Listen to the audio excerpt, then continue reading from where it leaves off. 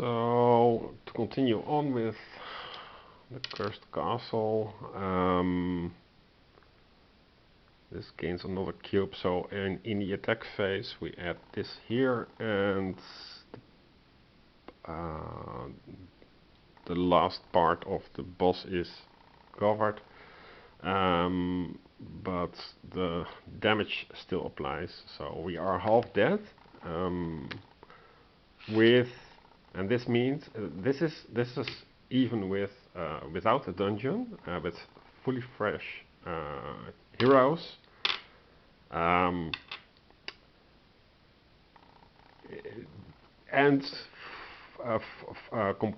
completely upgraded ability cards, which is absolutely not realistic, but this means that the claim that the cursed castle is a refined version of cursed castle from a few years ago, this is not what I call refined. There is nothing in the game that gives any hope of surviving such a boss, because you also have to go through all these cards, including somewhere in the middle the Death Bride thing, which can curse. So the second part of the game, you are dealing with. You have to deal with curses, and yeah. I mean, this needs heavy house ruling. Let's see. So yeah, we could also. So a single playtest shows that how broken this boss thing is. Okay. What else is there? Well, there is different heroes, but they are probably equally bad. So we have an Anchoress. So she can deal with afflictions and stuns and also other poisons and conditions. But it's gone if she is wounded, so that's, let's say, halfway through the through the dungeon. You're pretty sure to not be able to heal again. That is also a wraith, and it is the same thing as the Magus. Well, more or less the same. So you can change a die to any. You can change a white die to any die. I have to look this up. And the artist has actually two painting things, and you can paint over things. What's the artist? Some kind of a scroll thing. So these two cards are, and this is in the rulebook. So so you have a mystic and assassin that come together. And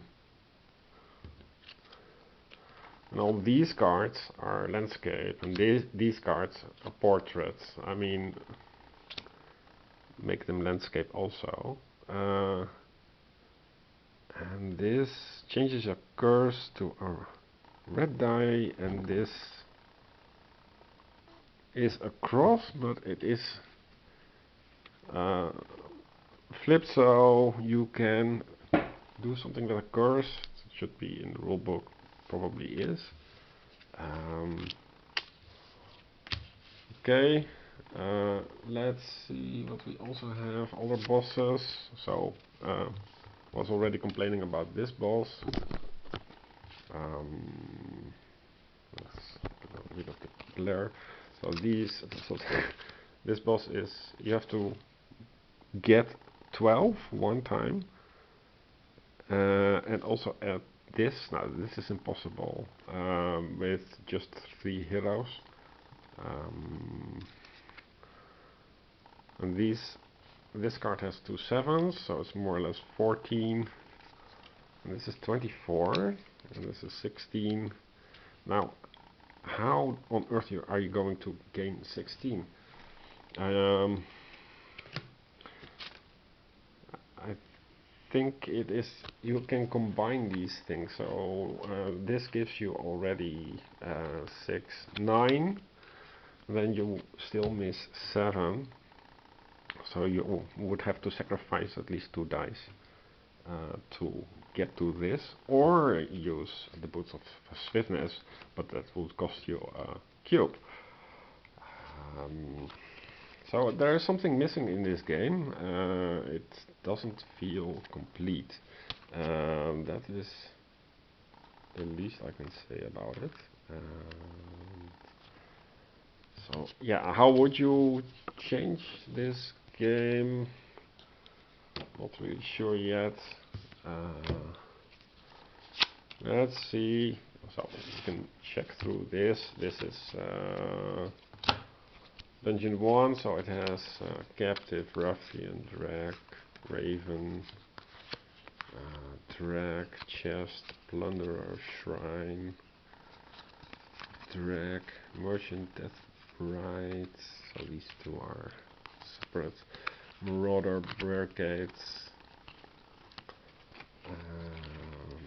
Plunderer, Ruffian, Marauder, Shrine, Barricade, Mimics. Not very varied. The Dungeon 3 has Blight Mothers, so they curse and poison, and these are normal cards. Blight Walker, Blight Talker, Barricades again, Blight Stalker, Fungal Stalker, Shrine,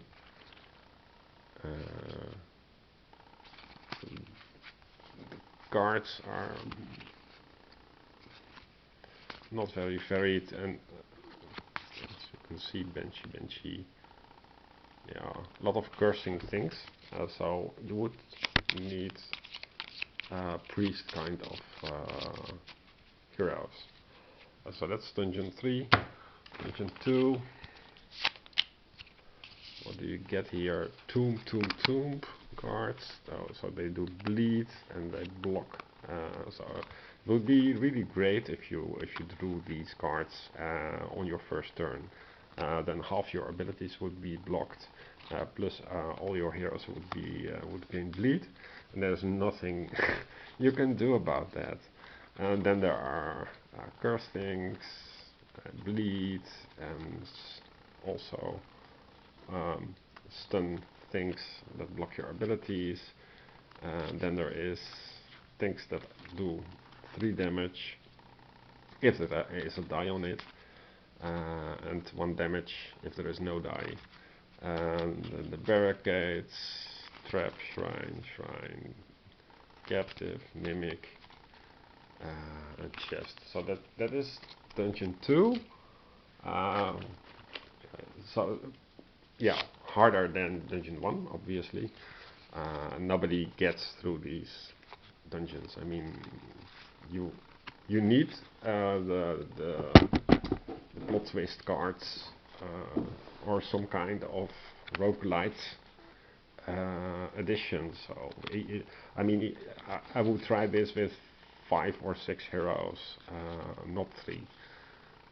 At the very least, and play with half the dungeon size. So you shuffle this. So for Dungeon 4, let's see. So this is red stuff. Not so hard. Same kind of stuff here. It also has a panic or madness cards, and the other dungeons did not have madness. Thematically, well, the art is nice, but yeah. So it has a little bit of Diablo, but there is not enough variation and there is not enough loot, and that is, I think, what kills the game. Yeah, it's nice to not have to print and play this. It's a lot of cards. So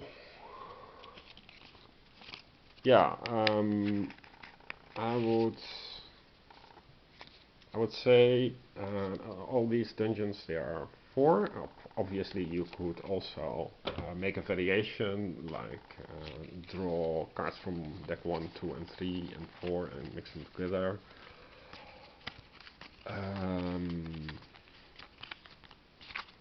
But with 3 heroes, I would say draw 1 card from, shuffle all 4 decks, then draw 1 card from each of the 4 decks.